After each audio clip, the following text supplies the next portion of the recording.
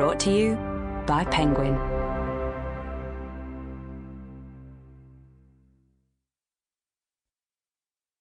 Agnes Grey by Anne Brontë, read by Louise Brealey.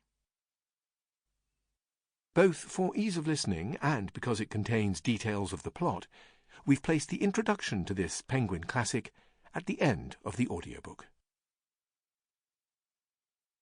Chapter 1. The Parsonage.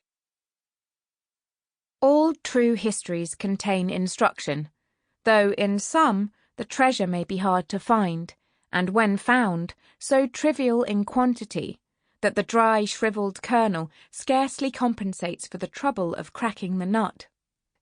Whether this be the case with my history or not, I am hardly competent to judge. I sometimes think it might prove useful to some, and entertaining to others, but the world may judge for itself. Shielded by my own obscurity, and by the lapse of years, and a few fictitious names, I do not fear to venture, and will candidly lay before the public what I would not disclose to the most intimate friend. My father was a clergyman of the north of England, who was deservedly respected by all who knew him, and in his younger days lived pretty comfortably on the joint income of a small incumbency and a snug little property of his own. My mother, who married him against the wishes of her friends, was a squire's daughter and a woman of spirit. In vain it was represented to her that if she became the poor parson's wife, she must relinquish her carriage and her lady's maid, and all the luxuries and elegancies of affluence, which to her were little less than the necessaries of life. A carriage and a lady's maid were great conveniences, but thank heaven she had feet to carry her, and hands to minister to her own necessities. An elegant house and spacious grounds were not to be despised, but she would rather live in a cottage with Richard Grey than in a palace with any other man in the world.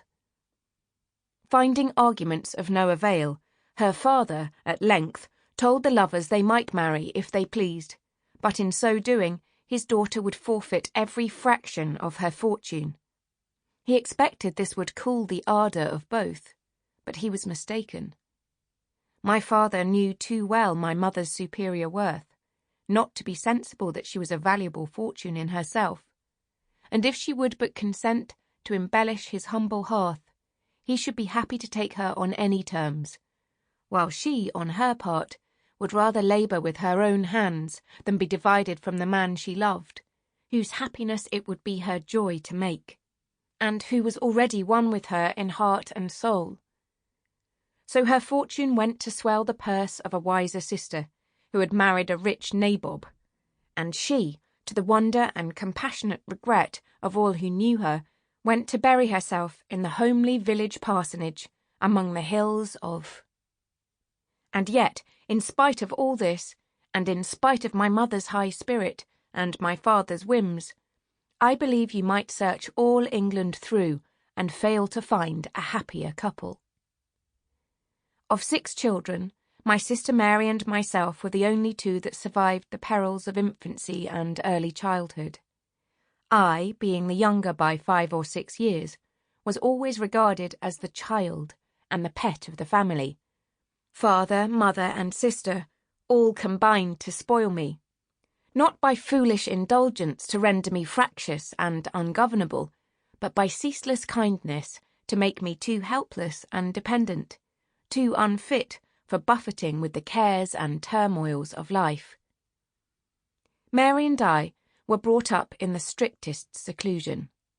My mother, being at once highly accomplished, well-informed, and fond of employment, took the whole charge of our education on herself, with the exception of Latin, which my father undertook to teach us, so that we never even went to school, and as there was no society in the neighbourhood, our only intercourse with the world consisted in a stately tea-party, now and then, with the principal farmers and tradespeople of the vicinity, just to avoid being stigmatised as too proud to consort with our neighbours, and an annual visit to our paternal grandfathers, where himself, our kind grandmamma, a maiden aunt, and 2... Sample complete. Ready to continue?